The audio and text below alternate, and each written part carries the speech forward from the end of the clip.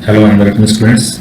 आज सॉल्व करेंगे हम 2018 में आया हुआ क्वेश्चन पेपर सीटेट के लिए। ये पेपर 1 है, ठीक है, प्राइमरी टीचर के लिए, पीआरटी के लिए। स्टार्ट करते हैं मैथमेटिक्स का क्वेश्चन नंबर 1 क्या है? अशिक्षित दुकानदार द्वारा उपयोग किए जाने वाले गणित। ठीक है, अशिक्षित दुकानदार जो पढ़े लिखे नहीं होते हैं, ठीक है, उनका वो जो यूज करते हैं गणित, ठीक है, कैसे गणित यूज करते, क्या है उसके बारे में क्या स्टेटमेंट है? सभी गणितीय समस्याओं को हल करने में बहु उपयोगी है। यानी किसी भी गणित की समस्याओं को सॉल्व कर सकते हैं क्या उनकी जो गणित होती है, जो अशिक्षित होते हैं? तो नहीं, ये तो नहीं हो सकता। गणित में अस्पष्टता और बहुत कम स्तर की शुद्धता है, ठीक है, ये कंसिडर कर सकते हैं। तीसरा है इसका ऑप्शन के संबंधित समस्याओं को हल करने में वैकल्पिक रणनीति के रूप में कक्षाओं में शिक्षकों द्वारा चर्चा की जानी चाहिए।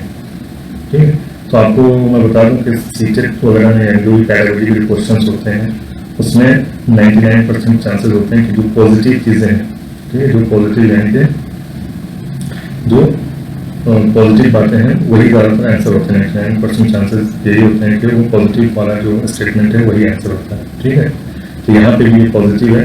क्या पॉजिटिव बात है? पॉजिटिव बात ये है कि गणित कक्षा में उपयोग नहीं, ठीक है, या निगेटिव है, नहीं तो बिल्कुल आता ही नहीं है। ठीक है, पैरागोजी में नहीं, कुछ नहीं होता। ठीक है, तो ये हमारा बचा थर्ड। इसका आंसर सही आंसर है कि क्या अशिक्षित दुकानदार द्वारा उपयोग किए जाने वाले गणित की संबंधित समस्याओं को हल करने में वैकल्पिक रणनीति के रूप में कक्षाओं में शिक्षकों द्वारा चर्चा की जानी चाहिए। ठीक है, वैकल्पिक यानी कि दूसरी है। वैकल्पिक क्या होता है? कोई एक बेसिक तरीका क्लास में पढ़ाते हैं बच्चों को, उसके अलावा टीचर को ये भी बताना चाहिए कि ऐसे भी हम इसको सॉल्व कर सकते हैं किसी भी चीज़ को। जैसे कि मान लीजिए कि परसेंटेज आपको निकालना है, ठीक है, अगर 10% किसी चीज़ का 10% निकालना है तो हम उसमें क्या करते हैं? 10% किसी चीज़ का, तो 10% ऑफ एक्स, यानी किसी का 10% निकालना है तो हम ऐसे निकालते हैं। ठीक है, तो इसको हम बता सकते हैं कि दुकानदार को अगर निकालना है, ठीक है, अगर कोई 1 किलो का सामान, 1 किलो का रेट अगर मान लीजिए कि 20 रुपये है, ठीक है, तो 100 ग्राम का क्या रेट होगा? तो वो उसका 10% जबानी निकाल देता है कि 2 रुपये होगा। ठीक है, क्योंकि 10% 100 ग्राम उसका 10% और 10% उसका 2 रुपये होता है, तो उसको ये नहीं बताया गया है कि ये फॉर्मूला होता है परसेंटेज का। ठीक है, तो ये तरीका भी जो वैकल्पिक तरीके के हिसाब से और रणनीति के रूप में कक्षाओं में शिक्षकों द्वारा चर्चा की जानी चाहिए। ठीक है, तो हमारा आंसर हो जाएगा 3। नेक्स्ट क्वेश्चन देखेंगे, क्वेश्चन नंबर 32। एक शिक्षक को गणित कक्षा में बच्चों के एक विषम समूह को कैसे संभालना चाहिए? ठीक है, how should a teacher handle an heterogeneous group of children in a mathematics classroom? विषम समूह को कैसे संभालना चाहिए? एक ही कक्षा में सभी बच्चों को एक साथ समूहित रखकर, ठीक है, या अलग अलग क्षमताओं वाले बच्चों को एक साथ, ठीक है, एक ही कक्षा में सभी बच्चों को एक साथ समूहित रखकर। ठीक है, ये भी पॉजिटिव है। अलग अलग सेकंड है, अलग अलग क्षमताओं वाले बच्चों को एक साथ समूहित रखकर ताकि वे एक दूसरे से सीख सकें, ये ज्यादा पॉजिटिव है। ठीक है, थर्ड है कम क्षमता वाले बच्चों को के अनुसार कक्षा में प्रश्न हल करके उच्च क्षमता वाले बच्चों को जटिल प्रश्न गृह कार्य के रूप में देखा। ये निगेटिव है। ठीक है, ये तो हो नहीं सकता। निगेटिव हो गया कि आसान क्वेश्चन जो उच्च क्षमता वाले बच्चे हैं उनको जटिल प्रश्न दिया जाए गृह कार्य के रूप में, और जो कम क्षमता वाले बच्चे हैं उनको उनके अनुसार हल्के क्वेश्चन दिए जाते हैं। ये तो ऐसा हो नहीं सकता। ठीक है, ये नेगेटिव है। नेक्स्ट है हमारा चौथा ऑप्शन है एक ही क्षमता वाले बच्चों को एक साथ समूहित रखकर और उनकी क्षमता के अनुसार प्रश्न देकर। ठीक है, तो ये भी गलत हो गया हमारा कि एक ही क्षमता वाले बच्चों को एक साथ नहीं रखना है, अलग अलग क्षमता वालों को एक साथ रखना है ताकि एक दूसरे से सीख सकते हैं। तो सही आंसर तो हमारा सेकंड होगा। ठीक है, ये भी हो सकता है, ये इसके ऊपर विचार कर सकते हैं। वो एक ही कक्षा में सभी बच्चों को एक साथ समूहित रखकर। ठीक है, क्वेश्चन नंबर 33। गणित में सीखने के प्रतिफल इसलिए विकसित किए गए हैं कि गणित में the learning outcomes in mathematics are developed. किस लिए डेवलप किए गए हैं? गणित में सीखने के प्रतिफल, ठीक है, इसलिए विकसित किए गए हैं ताकि पहला आपका विभिन्न शैक्षणिक सर्वेक्षणों में बच्चों की उपलब्धि बढ़ाई जाए। ठीक है, to increase the achievement of children in various educational survey. ठीक है, सिर्फ सर्वे की उपलब्धि बढ़ाए जाने के लिए ये नहीं होता है। ठीक है, तो ये लिमिटेड है। लिमिटेड चीजें भी पैरागोजी में आंसर में नहीं आती है। ठीक है, जहां तक आपने लिमिट कर दिया किसी चीज को, लिमिट कर देना मतलब कि निगेटिव समझिए उसको। ठीक, किसी चीज में आप लिमिट नहीं कर सकते किसी चीज को, ओपन होना चाहिए बिल्कुल। अनलिमिटेड हर चीज में। सेकंड क्या है, बच्चों द्वारा हासिल की जाने वाली कक्षावार दक्षता और कौशल की परिभाषित किए जाए।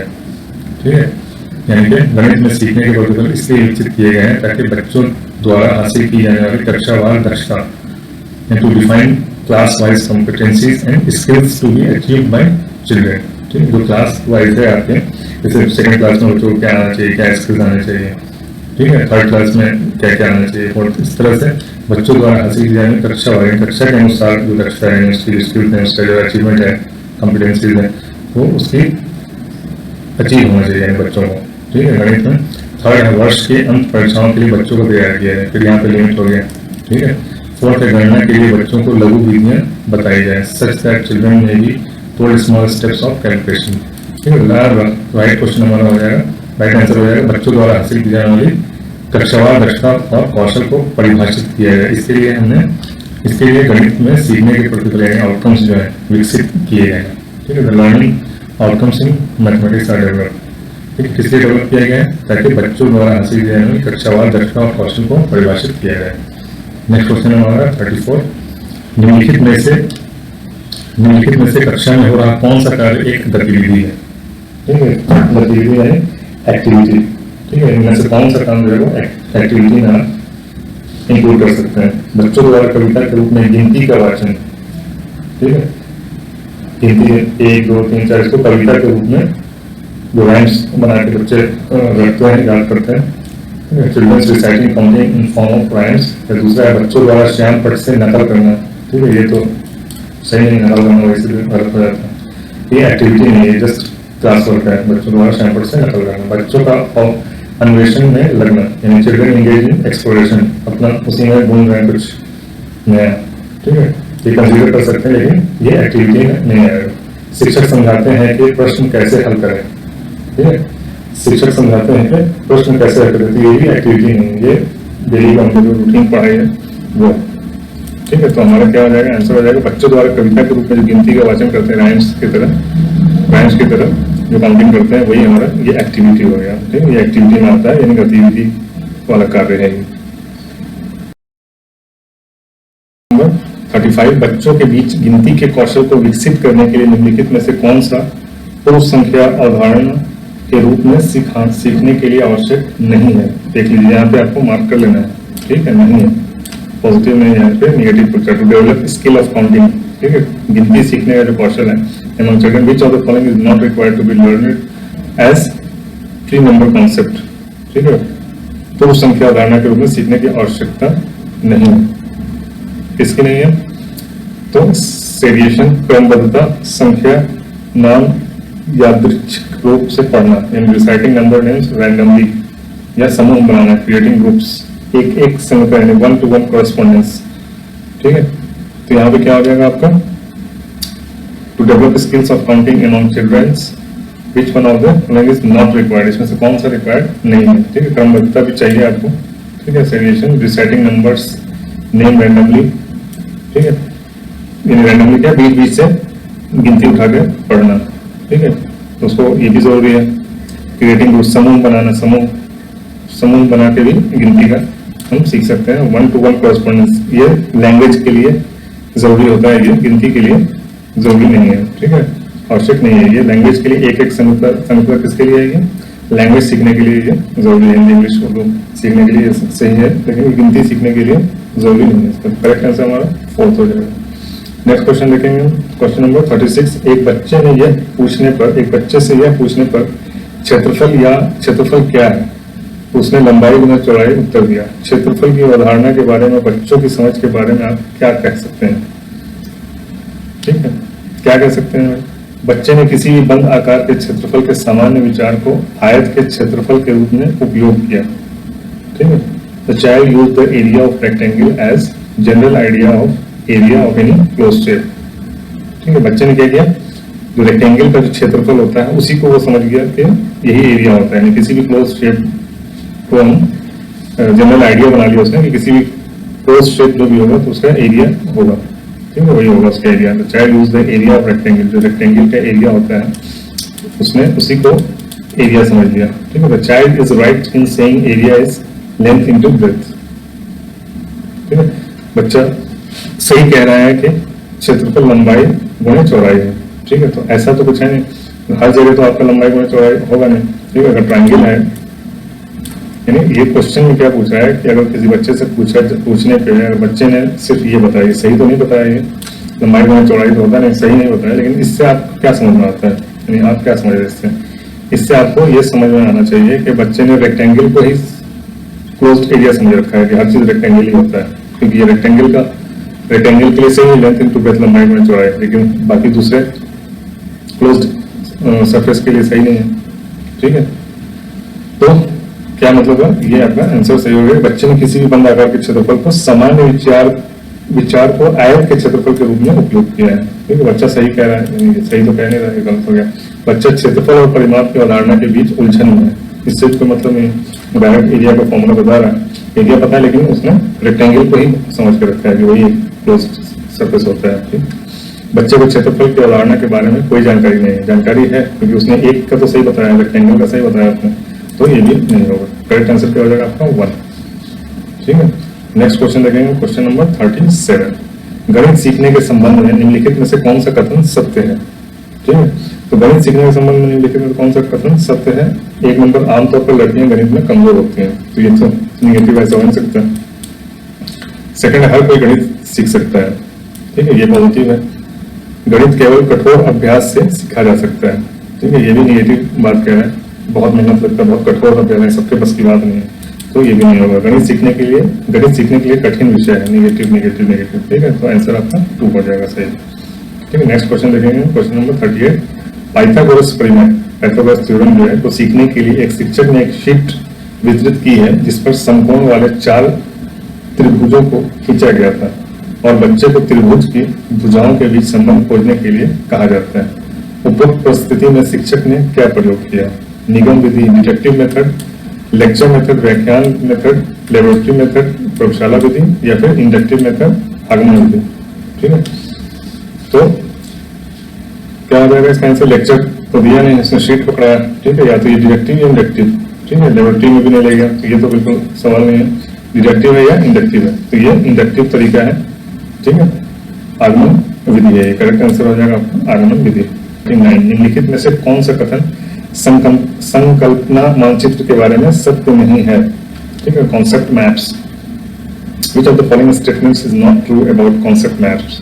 कॉन्सेप्ट मैप्स के बारे में कौन सा ट्रू सत्य नहीं है, ठीक है, इस पर आपको ध्यान देना है, सत्य नहीं है। Concept map should be constructed by teachers only. संकल्पना मानचित्र केवल शिक्षकों द्वारा बनाया जाता है, ठीक है। तो यहाँ पे लिमिट हो गया, मैंने बताया आपको लिमिट और निगेटिविटी और लिमिटेशन नहीं चलता है पेडागोजी में, ठीक है। तो यहाँ पे उसने लिमिट कर दिया कि सिर्फ टीचर ही कॉन्सेप्ट मैप्स बना सकते हैं, बनाया जाना चाहिए, तो यही आपका नॉट ट्रू है।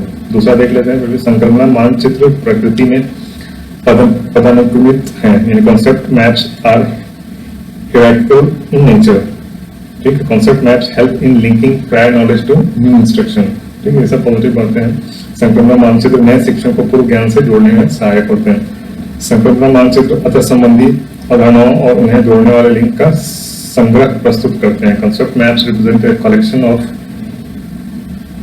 Interconnected concepts and links connecting, ठीक है। तो ये सारे सही हैं, पॉजिटिव हैं, ठीक है। संकल्पना मानचित्र के लिए ये सब सही है, फर्स्ट है ये ट्रू नहीं, ठीक है। देखिए क्वेश्चन है हमारा ये 2/3 + 4/5, ठीक है, इसको आपका सम बताना है, ठीक है। तो ये बटे का जोड़ है, ठीक है, एडिशन। तो इसमें क्या करेंगे हम 3 और 5 का मल्टीप्लाई कर देंगे 15, ठीक है। 2 × 5 = 10 यहाँ पे ले लेंगे, प्लस 3 × 4 = 12, ठीक है। यहाँ पे आपका हो जाएगा 12 × 10 = 22/15, ठीक है। 22/15, फिर इसको डिवाइड कर देंगे। वैसे तो आप डायरेक्ट पता कर सकते हो इसमें कौन सा है, 15 × 15 = 7, 22/15, ये वाला हो जाएगा आपका आंसर। लेकिन अगर आपको थोड़ा सा प्रॉब्लम है तो आप यहाँ पे उसको डिवाइड भी कर सकते हो, 22 को 15 से डिवाइड कर सकते हो। कितना आ जाएगा, 15 × 1 = 15, ठीक है। 15 में से 22 में से 15 गए, 7 बचे, ठीक है। तो 1/7/15 हो जाएगा, आंसर आपका यही होगा, ठीक है। नेक्स्ट क्वेश्चन देखेंगे हम, क्वेश्चन नंबर 41। दिए गए आकारों के लिए निम्नलिखित में से कौन सा कथन ठीक नहीं है। ठीक है, इसमें आपको चेक करना है कि कौन सा कथन ठीक नहीं है। ठीक, मार्क कर लीजिए, नहीं है आपको चेक करना है। ठीक है, तो इसमें क्या है, ये देखिए, इसमें साइड्स सभी बराबर नहीं है, इसमें बराबर है, इसमें बराबर है, इसमें बराबर है। ठीक है, तो इसमें क्या क्या पूछ रहा है, समांतर चतुर्भुज यानी पैरेललोग्राम, सम चतुर्भुज यानी कि रोम्बस, ये क्या है, आयत यानी रेक्टेंगल, और ये सभी समांतर चतुर्भुज हैं यानी पैरेललोग्राम्स। ठीक है, तो पैरेललोग्राम का क्या होता है, पैरेललोग्राम का ये है कि आमने सामने के लाइंस साइड्स जो है वो पैरेलल होने चाहिए और आमने सामने के ऑपोजिट एंगल्स बराबर होते हैं। ठीक है, ये हो गया पैरेललोग्राम का। और रोम्बस, ये जो सम चतुर्भुज है ये रोम्बस है। रोम्बस का क्या होता है कि सेम पैरेललोग्राम होता है लेकिन इसके सारे साइड्स बराबर होते हैं। ठीक है, पैरेललोग्राम और रोम्बस में यही फर्क है, दोनों सेम ही होते हैं, बस फर्क इतना है कि पैरेललोग्राम में सारे साइड्स बराबर नहीं होते हैं, आमने सामने के साइड्स बराबर होते हैं, और रोम्बस में सारे साइड्स बराबर होते हैं। ठीक है, तो इनमें से एक समांतर चतुर्भुज नहीं है यानी पैरेललोग्राम नहीं है। पैरेललोग्राम का प्रॉपर्टी देखेंगे हम, तो पैरेललोग्राम की प्रॉपर्टी से ये चारों पैरेललोग्राम हैं। ठीक है, क्योंकि आमने सामने के साइड्स पैरेलल हैं, तो ये आपका कथन सही नहीं है। नेक्स्ट है, इनमें से दो, आंसर तो आपको यहीं पे मिल गया 1, लेकिन फिर भी देख लेते हैं। इनमें से दो सम चतुर्भुज है, दो पैरेललोग्राम है, तो कौन कौन से पैरेललोग्राम हो जाएंगे, ये आपका बराबर है, इसका और इसका बराबर है। ठीक है, साइड्स चारों बराबर दिख रहे हैं, तो 2 नंबर और 3 नंबर ये आपका रोम्बस यानी सम चतुर्भुज हो गया। इनमें से दो आयत है। रेक्टेंगल का क्या है फॉर्मूला, प्रॉपर्टी क्या है रेक्टेंगल का, आमने सामने का पैरेलल होना चाहिए और ये एंगल 90 डिग्री होना चाहिए, चारों एंगल। ठीक है, तो 2 नंबर और 3 नंबर जो है हमारा रेक्टेंगल हो गया। चौथा क्या, सभी समांतर चतुर्भुज हैं, जो फर्स्ट का इसका उल्टा यही है। ठीक है, सभी समांतर, सभी पैरेललोग्राम है। ठीक है, 1 2 3 4 सभी पैरेललोग्राम है। ठीक है, तो आंसर इसका हो जाएगा आपका 1। क्वेश्चन 42 में क्या है, निम्नलिखित में से कौन सा 11,1111 संख्या का प्रतिनिधित्व करता है, यानी इनमें से ये 4 है। ठीक है, 1 2 3 4, इनमें से कौन सा ये नंबर बताता है 11,1111। ठीक है, तो इसमें ये जो लिखा होता है ये बहुत ही कंफ्यूजिंग होता है। ठीक है, सीधा सीधा नंबर नहीं रहता कि आपने देखा और मार दिया। ठीक है, 11,1111 देखने में आपको ये भी लगेगा, ये भी लगेगा, ये भी लगेगा, लेकिन सब गलत है। ठीक है, तो आपको क्या करना है, इस टाइप के क्वेश्चन को सीधा सीधा आपको लिख लेना है। ठीक है, 11,000 यानी 11,000 कैसे लिखते हैं, 11 और 3 0। ठीक है, 1100, 1100 कैसे लिखते हैं, 11 और 2 0। ठीक है, और क्या लिखते हैं, 11, 11 कैसे लिखते हैं, ऐसे लिखते हैं 11। ठीक है, इन सबको जोड़ देंगे तो क्या आएगा हमारे 11 यानी 1 1 1 और 1 और 1 ये 2 और ये 1, इन 12,111। इनका कहने का मतलब है 12,111, तो ये है आपका करेक्ट आंसर 12,111। ठीक है, अभी नेक्स्ट क्वेश्चन देखते हैं क्या है हमारा। नेक्स्ट क्वेश्चन आपका देखिए, ठीक है, 43 देखते हैं। ठीक है, 43 में क्या है, बिंदु ए और बी के नीचे दिखाई गई नंबर रेखा पर संख्याओं का प्रतिनिधित्व करते हैं। ठीक है, आपको इस पॉइंट से, ठीक है, इस पॉइंट से इस पॉइंट तक के बीच में आपको देखना है।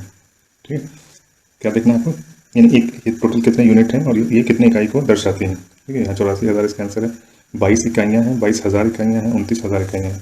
तो रेफरेंस के लिए आपके पास ये 3 नंबर दे रखे हैं। ठीक है, 25,000, 39,000 और 61,000। तो आप ये देख लीजिए कि 39,000 और 25,000 के बीच में कितना डिफरेंस है, यानी कितने कितने बिंदु हैं उनके बीच में। तो हम यहाँ से स्टार्ट करेंगे 25,000 के बाद से, तो कितने हैं, 1 है, 2 है, 3 है, 4 है, 5 6 7 है। ठीक है, टोटल 7 है। तो हमारा ये इस बड़े में से छोटा घटा लेंगे हम। ठीक है, तो बड़ा कितना है 39,000, 39,000। ठीक है, 39,000 में से 25,000 हमें घटा देना है। ठीक है, 25,000 घटाएंगे कितना आ जाएगा हमारा, 0 0 0 5 4 9। ठीक है, 2 1 3, और ये बिंदु कितने हैं हमारे 7। तो 7 यानी 14,000 में 7 बिंदु हैं, तो एक बिंदु कितने इकाई का हो गया हमारा, तो 14,000 को फिर हम 7 से भाग देते हैं तो कितना हो जाएगा 2,000। ठीक है, 2,000 का हमारा एक बिंदु हो गया, यानी एक इकाई 2,000 का हो गया। तो ए से लेकर बी तक कितने इकाई हैं। ठीक है, इसको थोड़ा बड़ा करके आपको दिखाता हूँ। ठीक है, देखिए कितनी इकाइयाँ हैं ए से लेकर बी तक। देखिए ए को छोड़ देंगे, यहाँ से देखेंगे, एक हो गया 1, फिर 2 3, ये बड़ा 4, फिर ऊपर छोटा 6 7। ठीक है, फिर से करते हैं। ठीक है, ए के बाद से करेंगे 1 2, ठीक है, 3 4 5 6 7 8 9 10 और ये 11, लास्ट का बी तक हो गया हमारा 11। ठीक है, तो 11 11 बिंदु है, तो एक बिंदु का कितना है 2000 वैल्यू है, तो 11 में कितना हो जाएगा 22,000। ठीक है, तो 22,000 कहाँ पे है हमारा, ये है हमारा 22,000 इकाई। ठीक है, ये है हमारा 22,000 यानी कि सी, ये वाला आंसर हो जाएगा 3, 22,000 यूनिट्स हो गया इसका आंसर। ठीक है, अभी नेक्स्ट क्वेश्चन देखते हैं। नेक्स्ट क्वेश्चन क्या है हमारा 44, क्वेश्चन नंबर है 44। ठीक है, इसमें क्या कह रहा है, इसमें बोल रहा है कि 3.1/4 kg चीनी से 1/16 kg चीनी के कितने पैकेट बनाए जा सकते हैं। ठीक है, ये आपका हो गया टोटल जो चीनी है ये है, और टोटल जो हमारा एक पैकेट जो बनेगा वो बनेगा 1/16 kg का। तो टोटल kg कितना हो गया हमारा 4 3 का 12 और 1 13/4 kg। ठीक है, 13/4 kg का। पैकेट्स कितना बनाना है हमें 1/16 का। ठीक है, तो जितने kg का पैकेट हमको बनाना होता है उतने से हम टोटल को डिवाइड कर देते हैं। ठीक है, तो मान लीजिए जैसे कि फॉर एग्जांपल आपको 10 kg चावल का एक बोरा है 10 kg का, उसको हमको 1-1 kg में के पैकेट में बनाना है, तो कितने पैकेट बनेंगे, तो 10 को हम 1 से डिवाइड करेंगे तो 10 पैकेट, यानी टोटल 10 पैकेट आपके बन जाएंगे। ठीक है, टोटल आपके हो गए 10 पैकेट। उसी तरह यहाँ पे हम इसको 13/4 को डिवाइड कर देंगे 1/16 से। ठीक है, 1/16 से डिवाइड करने से हमें क्या मिलेगा, देखिए 4 3 का 12 1 13/4। ठीक है, ये डिवाइड था, डिवाइडेड बाई 1/16। ठीक है, तो आपको मैं यहाँ पे बता दूँ डिवाइड करने का जो तरीका होता है, जब बटे का रहता है ना, बटे में दिया होता है, यानी कि बटे को हम क्या करते हैं, जब इसको डिवाइड को हम मल्टीप्लाई में चेंज कर देते हैं। ठीक है, डिवाइड को हम मल्टीप्लाई में चेंज करते हैं। मल्टीप्लाई में चेंज करने पे क्या फर्क पड़ता है, हमारा ये जो इधर ये जो हमारा बना हुआ है ये हमारा पलटी हो जाता है, यानी कि ये गुणा करेंगे तो हमारा 16/1 हो जाएगा, 1/16 देता है वो 16/1 हो जाएगा। ठीक है, इसको हम कट करेंगे, 4 चौक 16 होता है। ठीक है, और 13 चौक कितना हो जाएगा 52।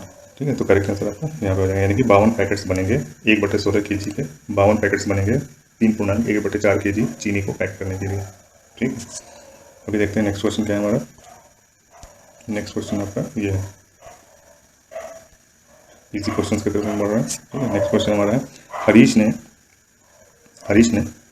18:40 यानी 18:40 पे अपनी यात्रा शुरू की और 22:20 पे समाप्त की, तो यात्रा पूरा करने के लिए कितना समय लगा। ठीक है, हरीश ने यानी कितने बजे से, शाम के 6:40 यानी 18। ठीक है, 18:40 यानी कि 6:40 बजे अपनी यात्रा शुरू की और ख़त्म की 22:20 पे, तो कितने घंटे का सफ़र हुआ। मैंने आपको पहले भी बताया वीडियो में, अगर आप लगातार देख रहे हैं वीडियो, जहाँ पे इस तरह के क्वेश्चन आते हैं टाइम का, तो आप सीधा सीधा लिखते हैं, जैसे 18:40 से 22:20 है, तो किसी जो भी छोटा रहता है इसमें तो सेम वैसा कर लेते हैं। ठीक है, तो 18:20 22:20 से हम 18:40 से 22:40 तक का हिसाब करेंगे। ठीक है, तो सीधा सीधा घंटे का हिसाब हो जाएगा हमारा। ठीक है, कितना ज़्यादा ले लिया हमने, 20 मिनट ज़्यादा ले लिया है। ठीक है, तो कितना घंटा हो गया 18 के बाद 19 20 21 22। ठीक है, तो 4 घंटे हो गए टोटल। 4 घंटे के सफ़र में हमने 20 मिनट ज़्यादा लिया है इसको सेम 40-40 करने के लिए, तो 4 घंटे में से हमने 20 मिनट कम कर दिया, तो कितना हो गया, 4 घंटे में से 20 मिनट कम कर दिया तो 3 घंटे हो गए, और 60 मिनट का 1 घंटा होता है, तो 20 मिनट कम कर दिया तो 3 घंटा 40 मिनट। तो ये आपका आंसर आ गया, बिना किसी पेन वेन के आप ऐसे बता सकते हो।